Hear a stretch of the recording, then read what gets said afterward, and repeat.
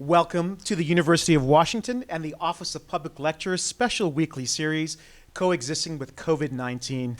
I'm Hanson Hossein, co-director of the Communication Leadership Master's Program and your host. Every Thursday, with the help of some of the UW's top experts, we explore what could be our new normal as we struggle to adapt to the impact of the COVID-19 pandemic. Special thanks to UW Marketing and Communications, the Population Health Initiative, my very own Communication Leadership Program, and UW Video. This evening, the new essential employee. The onset of the pandemic forced a reclassification of what the working world considers essential. I had to get a letter from the university designating me as such to even have permission to produce this show on campus. It might have also come as a shock to the few who thought they were more essential than they actually are. Many have lost their jobs. Some have had no choice but to continue working, and those who remain on the front lines remain truly at risk. So as we make our way through this crisis, who will be essential once we reemerge? What will we need to make the case so we can make a living? And with the class of 2020 about to graduate, congratulations, what do they need to know about what's next? As you registered for this conversation, we ask you to use the Thought Exchange platform to respond to this prompt. What careers do you think will become more valued in the future? And here are the results. We'll be using Thought Exchange later for your questions to our guests. Joining us for this timely conversation are Anita Ramasastry, Briana Randall, and Kevin Mihata. Kevin is the Associate Dean for Educational Programs at the UW's College of Arts and Sciences. He's also the founding director of C21, which challenges arts and sciences students to take their college experience beyond the classroom through a series of applied programs with local employers and UW partners. Kevin is a sociologist by training and is very much focused on 21st century careers. Anita is the Henry M. Jackson Professor of Law and the Director of the Sustainable International Development Graduate Program at the UW School of Law. She is a pioneering scholar and expert in the field of business and human rights. Anita focuses on ensuring that corporations respect the human rights of workers and vulnerable populations globally. She's currently the Vice Chair of the UN's Human Rights Council Working Group on Business and Human Rights. And Briana is the Executive Director of the UW's Career and Internship Center. Over the last 15 years, she has coordinated the center's grad students program, supported the employer relations team, and directed the center's internship operations. Her center helps students find their purpose and ultimately guide their first step following graduation, which is just around the corner here. Briana has a PhD in counseling psychology. What would you like to ask our panelists? Use the Thought Exchange platform to submit your questions and or vote on which questions are most important to you. It's important that we hear from you for the second half of our time together, so please do use the QR code you see on your screen to share your thoughts. You can even snap a photo of that QR code with your smartphone or just follow the instructions on the screen. So Kevin, Anita, and Briana, welcome. Anita, I thought I'd start with you, talking about the new essential employee. And, what's your take on what has been classified as essential during the peak of this emergency as it reflects upon the work that you've done over the last few years or the last few decades?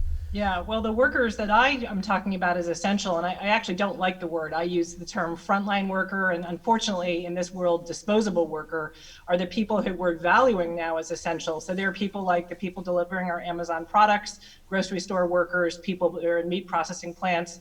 These are folks that are risking their lives every day, but they're paid so little. Very often they don't even have healthcare benefits themselves. So we really need to take care of these folks. We're calling them essential. We say they're heroes, but are we really doing anything about them to protect them? And how much does it surprise you, given your work globally, that these people all of a sudden became absolutely essential because they are on the front line for us? Well, they always have been, right? So they've always been there. We just didn't really think about it until they were labeled essential, and we suddenly realized, gosh, we need them. We need factory workers in Southeast Asia to make our masks and gloves even more than ever. So it's just, it's shone a light on who these people are. And now that we see them, my call is that we shouldn't step back and abandon them. Yeah. Kevin, you have been very much focused on jobs of the 21st century, careers, especially with a focus on liberal education. And we had this icebreaker question we put out to our audience about what would be the careers or jobs of the future given this pandemic. And some of what we received are producers of staple foods, big data analysts of and the pandemic, teachers, therapists, online teaching, and obviously made a reference to the last few days, protesters. So as you hear this initial reaction from our audience and you think about what matters most to you in terms of where you see employment going, how does that reflect upon what you would like to see for the students who come through the University of Washington? Well, I guess we better start a protester major.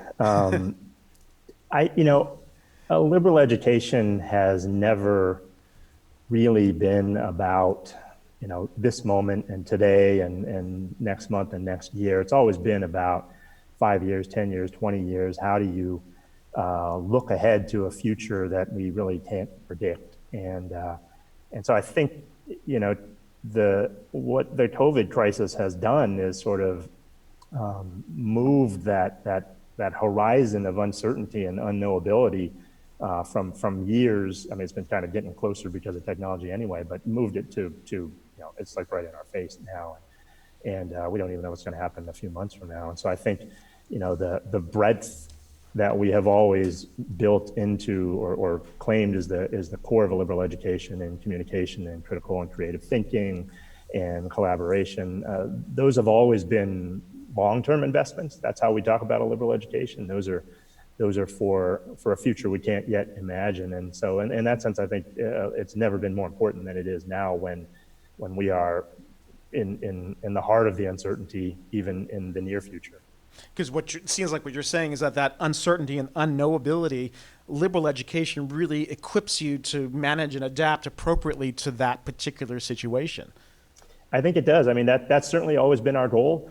That's why history and culture and comparative study and breadth across disciplines matter. I mean, the more exposure you get, that's all about, seeing what it means to be human and what it means to be in this world from different views and perspectives. And that, we can't experience many times in history simultaneously. So we do that through ideas and through the engagement we have with other people. So that's always been the heart of why we believe in a liberal education. And, I wish we didn't have to have a crisis to try and make that argument more strongly, but I think it's never been more important than it is now. I mean, I would add that,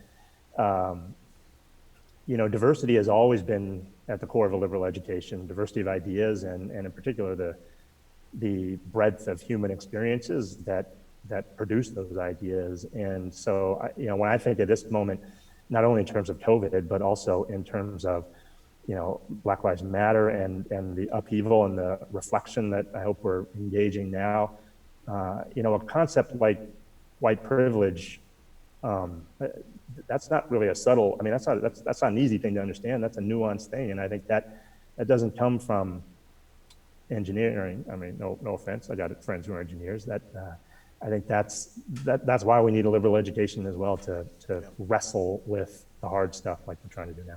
I appreciate you raising that, especially with what we've experienced over the last few days.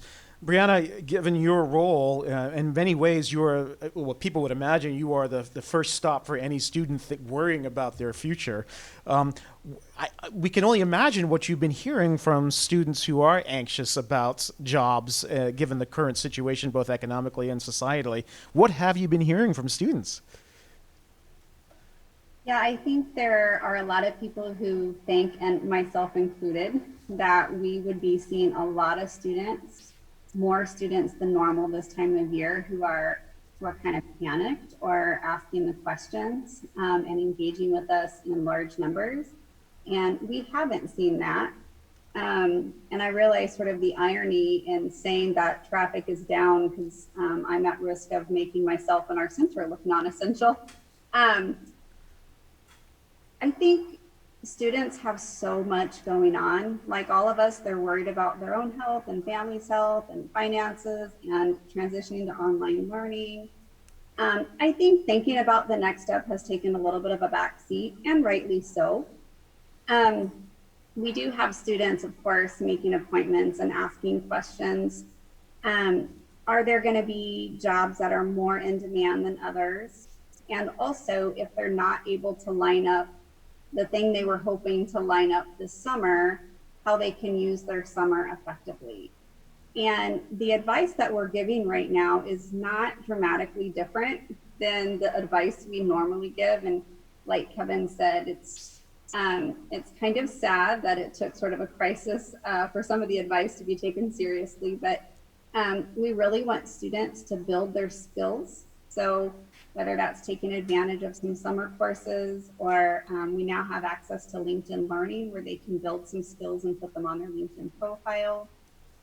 Getting experience, and it might be an internship or it might be called something different, so that they do have things to put on their resume. And also building relationships. So skills and experiences and relationships are always helpful, and I think they're going to continue to be helpful. And then I would say finally is encouraging students to then learn how to articulate all those things. And so I think for most of us, it's hard to figure out how to articulate the skills that we have. And in order to be competitive, you have to do that well on your LinkedIn profile and resume. So now's a good time to really be thinking about how to do that. And they have to do that articulation, even when they have an interview or even an online internship, they have to do it all online. So it takes a separate set of skills that they have to develop very quickly to survive in this new environment, it sounds like. Absolutely. Yeah, we normally do interview webinars, and we added components on how to prepare for a virtual interview. And we did run a virtual job and internship fair, so did a sessions on how to prepare. So there's added layers. There's how to prepare for interviews, and then there's how to do the virtual part of interviews. Wow. Anita, I'd like to dig a little deeper with you into this notion of essential, frontline, and frankly, exploited. I think obviously the understanding is that what this pandemic has done is truly revealed the fault lines from a socioeconomic point of view in this country and around the world. And so as we think about moving forward, as we emerge from the worst of the pandemic for now, what do we do with this new understanding? We see the protests that are a reflection somewhat of that, of what's happening. What do we need to do to protect or think differently? Is it law? Is it policy? What has to happen? Yeah, no, it is. It's law and policy. It's about understanding now that we need to really protect this vulnerable group of workers and ensure that they remain healthy and resilient too. It's hopefully creating a situation where we're going to feel that compassion and empathy and move towards better wages, better healthcare systems for these people. Reinventing and strengthening the power of unions is a really key part of this, and where unions have been involved, we've seen better protections for workers. And hopefully companies themselves and employers will really see it's in their own interest to make sure that they have a viable, healthy workforce, right? At some point, these people who are almost coerced because they don't have a choice to go deliver our food or show up for work at the grocery store, right? As we're seeing with the chaos and turmoil now, how long will they be willing to do this, especially when the cost is potentially their own life? How fair is it to draw a parallel between this time and, say, the early 20th century with the Industrial Revolution and labor rights and unions? Are we going to see something similar but in a different way, very 21st century arise? We're hoping, right? That's what we're hoping. And one of the books I picked up off the shelf, speaking of liberal arts, that I've been reading again is Upton Sinclair's The Jungle, right? It's very sad to think that the meat processing industry has not come a long way, right, from that time. So I just think it means, again, we need to go back in history and look at those moments produced massive economic and social reforms that really bettered our society. We need to do that again. Great. Kevin, that's your cue, Upton Sinclair and liberal education. I want to ask you very specifically, given what we're facing right now, about students of color. What advice might you have for them, both as they remain students at the university and as they contemplate their next steps from a professional point of view, given the shifting times in terms of how they are perceived and what they should be advocating for and how they will be treated as well? Yeah, that's a great question. I think what we have seen on campus and on campuses across the country is an advocacy for their experience in college that I think is really important both to make sure that they get the most out of college and that they're supported in the way that they need to be supported, but also that they, that's a practice that they need to prepare to carry on. We're not gonna end racism in the next couple of years, sadly, but college should be a place where we can wrestle with identity, wrestle with its complexity, wrestle with the fact that a college is a place of privilege. If you're coming to college and getting a college degree, you are earning some privilege from that or gaining some privilege from that. And so any of us here have some degree of privilege in that, at least some degree of privilege in that way. And so it should be something that it should be a place where we can do the hard and complicated stuff. And that isn't always the case, but I think any push in that direction in a way that students can have a place to do that identity work so that they have some certainty of who they are and what their own goals are when they graduate, so they can advocate for themselves. And I'm going to put you on the spot a bit more because Anita did raise the bar, and now we have a question from our audience about, somebody, she mentioned The Jungle and Upton Sinclair, and somebody is asking what might be a book recommendation or our era's industry equivalent. Is there something that is at par with The Jungle for the 21st century that you might be able to recommend? I think clearly that's a question for Anita. You're breaking up, man. I can't hear you.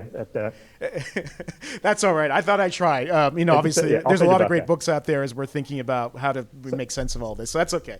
Someone text me an answer fast. I got my phone right there. That's okay. I'll come to you, Briana, with another question from our audience that's very specific in terms of, it sounds like you're not especially pessimistic in terms of how students and young people can navigate this situation, but there still is concern. I've seen a lot of jobs and internships evaporate overnight, and this one question we have is, what will make my resume or LinkedIn profile shine during this pandemic? Is there one specific piece of advice you could give people that would let them stand out a bit more? I will, and I'll take a step back and address the very first part of what you mentioned. What we're trying to convey to the college population right now is that absolutely the job market has taken a hit in comparison to what a few months ago when the job market was really great. And I don't want to make it sound like it hasn't taken a hit. But what we do know for college level hiring is that it hasn't stopped. So we still have employers posting to Handshake, our job and internship board. We had 88 employers attend our May fair. So I am optimistic that students and recent graduates will be able to get something. It will take intentionality and time and energy, which I totally get that a lot of current students don't have, that maybe they'll have moving into the summer. So what we encourage students to do is, if you can, get an experience. Employers really appreciate that a student knows how to, quote unquote, go to work. That looks differently now, be supervised, be accountable. And internships are great, but it doesn't have to be called that. So try to get some kind of experience, part-time work, volunteer, student leadership, and also really look at the individual job description that you're applying to. Reread it, take a highlighter to it, look at the words used and the words used a lot, and try to figure out what are the skills that employer is looking for that will help make a successful candidate. And of course, if you have those skills, really highlight those in your resume. So not only maybe in a section on your skills, but integrated into the different experiences and coursework that you've taken.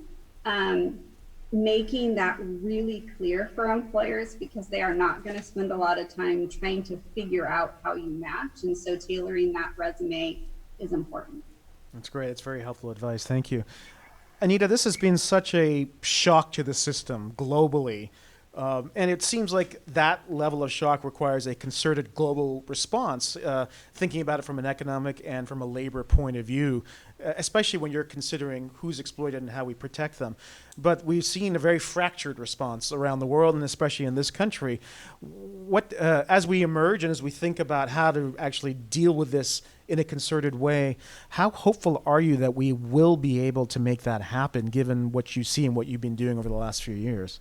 Yeah, so a couple points, and I'll just give you another book recommendation. John le Carre, for more recent, The Constant Gardener, is about kind of the pharmaceutical sector and sort of how it deals with workers overseas, actually, in Kenya. So another good book and a great movie as well. Is that a spy? It's a spy novel too, isn't it? Yeah, John le Carre is always yeah, writing about spies.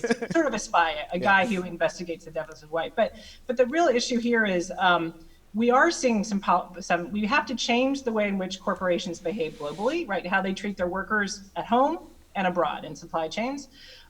Just a couple weeks ago, the European Commission announced that it's actually going to produce some new regulations. I'm not going to get into the weeds of what they are, this whole thing about respect for human rights by companies, but they've made a very public commitment to a new form of regulation. And if the EU acts, it's going to be a big market mover. So we are seeing some glimmers of hope among some of the governments that can make a difference.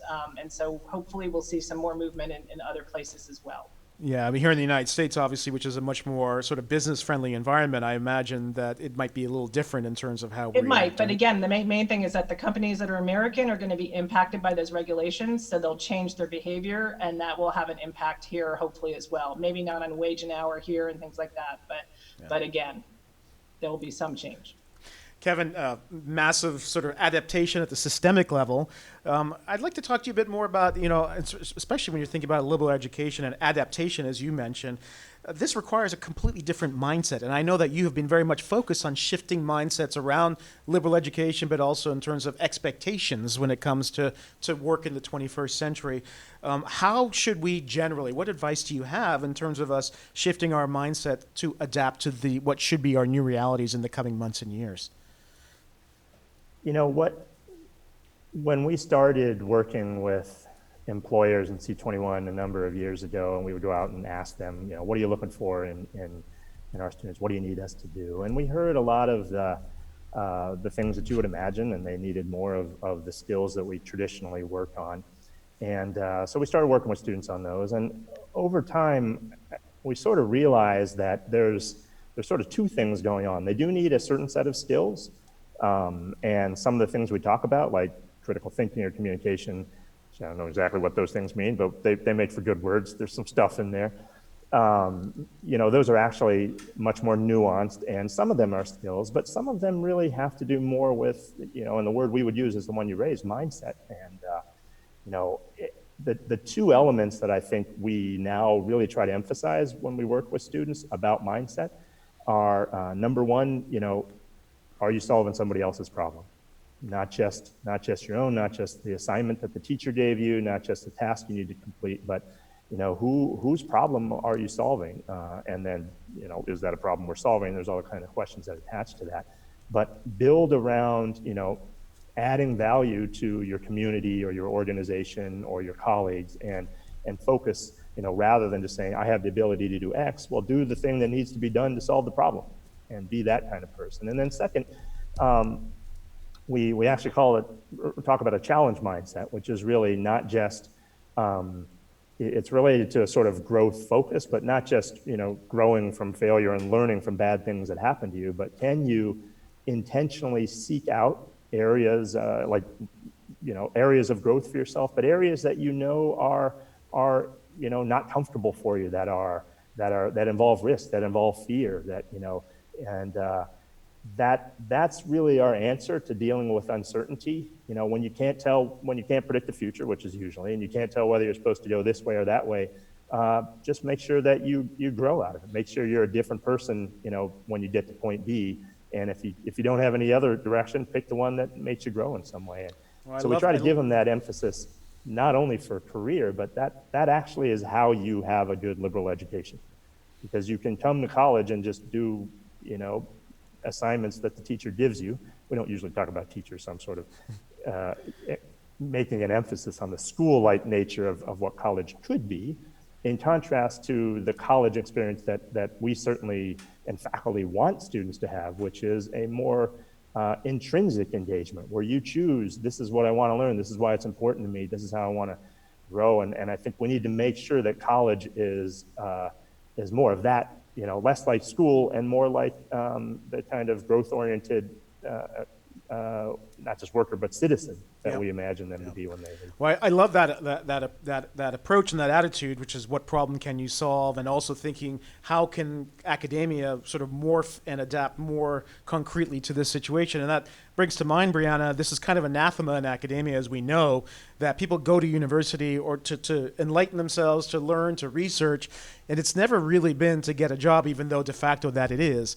But as we continue to make this transition and weather this situation, how much would you like to see curriculum integrate a lot of the things that you're helping students do, so that at the end of their time here, it'll be much easier for them to find the employment or profession that suits them because it was built into their experience from the outside of their time at the university? Yeah, I would love to see more of a campus-wide culture around career readiness and career preparedness. And that has been kind of a trend in the past 4 or 5 years. I was scheduled to go to a symposium on career competencies in Austin a couple weeks ago that obviously was canceled. And that's one of the things that I've been working on since becoming director a year ago. We developed out a campaign around career development skills called Level Up, Build Skills Employers Want. We've gradually rolled those out on our center, and now what we're doing is starting to talk to faculty. So I've talked to a couple faculty councils in the past few weeks, and I'm going to gather a group of faculty this month in a few weeks, to really learn from faculty first about what kinds of career conversations are they already having? How is career already embedded in the curriculum, so that I can learn from people who are doing it and doing it well. And then maybe we can come up with suggestions that feel realistic for faculty. I know faculty are very, very stretched, and they have a lot on their plate. So how can we do this in a campus-wide way, but also in a way that feels doable? So I would love to see it, and that's one thing we're working towards. And it'll be a gradual process. Okay. Well, we only have a couple minutes left, and I just want to put this general big question to you all, and whoever wants to answer it first can put their hand up, and our Susan here, who's directing, can sort of figure out who goes first. But, we've been thinking and worrying about the future of work even before the pandemic struck because of the amazing disruption that technology and artificial intelligence threaten us with in terms of who can we be if technology can do our jobs better. And so my question is, how much does this particular pandemic accelerate what was already going to happen in terms of the future of the work and who is an essential employee? Or does it take us in a completely different direction and now we're in uncharted territory profession-wise? Anybody want to take a stab at that big sort of extrapolation of a question? Anybody putting their hand up, Susan? Oh, all right, Brianna's going to try it. Yeah, when I read that question originally, I'm thinking a little bit more about how this will impact the workplace. So I think a lot of the jobs, the content will stay the same. And I do think people who were gravitating towards kind of full-time roles will still gravitate towards those. And people who gravitate towards having a couple of gigs will still gravitate towards that as they're able to, because not everybody has as many choices as others. But the workplace is different, and it may not go back. It won't go back to the same anytime soon. And I'm not sure that a lot of workplaces will ever go back to the physical space. So being able to adapt to that, I think, is the big disruption right now. That's great. Anita, I might as well ask you this, even though we never planned for it, but a lot of conversation around AI and everything was around, well, we have to start paying people to not work, so this universal basic income. And we've seen the amount of aid that's gone into unemployment around the world to help people weather the shock.